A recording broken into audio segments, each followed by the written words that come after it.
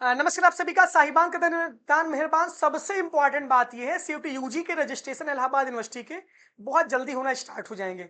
उसके पहले ध्यान देना है कि कौन कौन से डॉक्यूमेंट्स हमको इंपॉर्टेंट है अपने सीयूटी यूजी के रजिस्ट्रेशन के लिए, क्योंकि इस बार जो रजिस्ट्रेशन होगा आपका वो एक ही फेज में आपका रजिस्ट्रेशन होगा।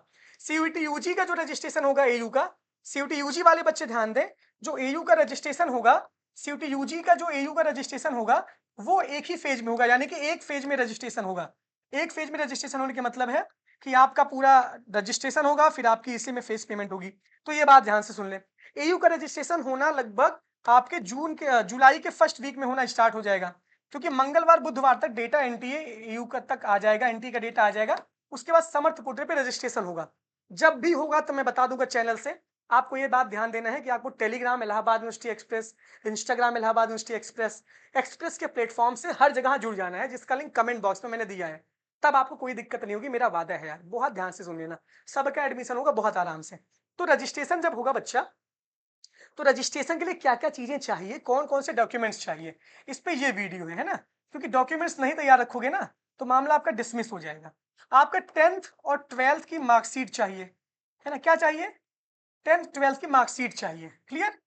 सीयूईटी यूजी का आपको जो रजिस्ट्रेशन है, एप्लीकेशन नंबर है, पासवर्ड है, वो सब जरूरी है।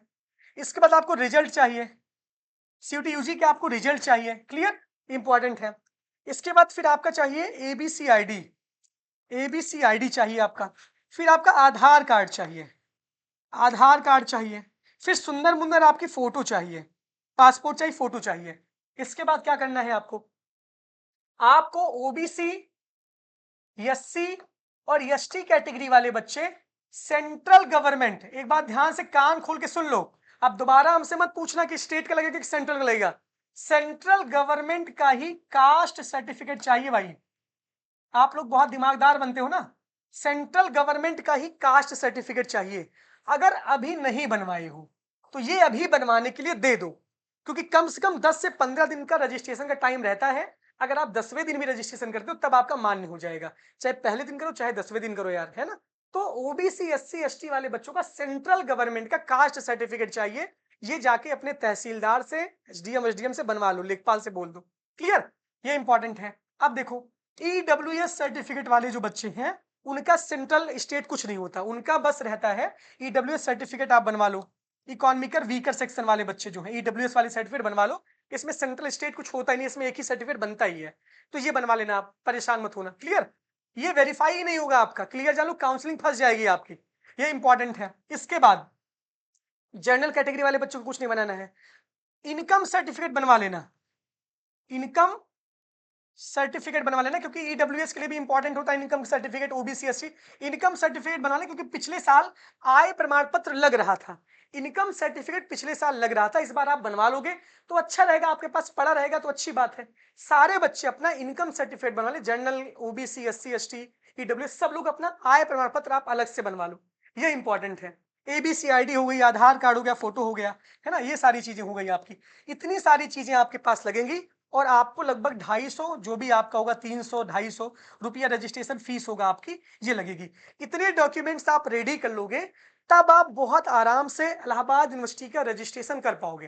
तो सीयूटी यूजी का रजिस्ट्रेशन जब पोर्टल खुलेगा एयू का समर्थ पोर्टल पे, तब आप रजिस्ट्रेशन करोगे, तब फिर इलाहाबाद यूनिवर्सिटी की काउंसलिंग के लिए आप एलिजिबल रहोगे। ये जान लो, बिना रजिस्ट्रेशन के आपका एडमिशन मेन कैंपस में नहीं होगा, कॉलेज में नहीं होगा। एक ही रजिस्ट्रेशन से सारे कैंपस और कॉलेज की काउंसलिंग होगी। तो ये सारे डॉक्यूमेंट्स आप तैयार कर लो। ये बात बहुत ध्यान से सुन लो। टीसी और माइग्रेशन चाहिए, टीसी चाहिए, ट्रांसफर सर्टिफिकेट भी चाहिए। ये काउंसलिंग के टाइम में लगेगा, ये अभी नहीं लगेगा, ये काउंसलिंग के टाइम में लगेगा, ठीक है ना। ये काउंसलिंग के टाइम लगेगा, अभी नहीं लगेगा। तो सीयूटी यूजी के रजिस्ट्रेशन के लिए इतना डॉक्यूमेंट्स आपके लिए चाहिए। तो ये बात आप बहुत ध्यान से सुन लो। क्लियर?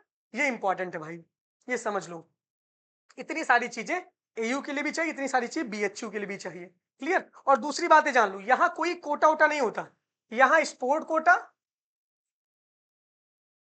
इलाहाबाद यूनिवर्सिटी में स्पोर्ट कोटा होता है और पीएच कोटा होता है, फिजिकल हैंडीकैप कोटा होता है, और कोई कोटा नहीं। Defence quota, one child girl quota, paid course कुछ नहीं चलता इलाहाबाद यूनिवर्सिटी में। जो लोग पगलाए रहते हैं कि यूनिवर्सिटी ऑफ इलाहाबाद में कोटा-वोटा बहुत चलता है, तो सिर्फ स्पोर्ट कोटा चलता है और पीएच कोटा चलता है बस। फिजिकल हैंडीकैप और स्पोर्ट कोटा चलता है और कोई कोटा यूनिवर्सिटी ऑफ इलाहाबाद में चलता नहीं है। तो ये सब बहुत ध्यान से सुन लेना, कोई पेड सीट होती नहीं है, सब सिर्फ मेन सीट होती है, पेड कोई सीट नहीं होती। बाकी जुड़े रहिए अभिनव दुबे के साथ, बहुत मज़ा आने वाला है पूरी काउंसलिंग में। Thank you, all the best.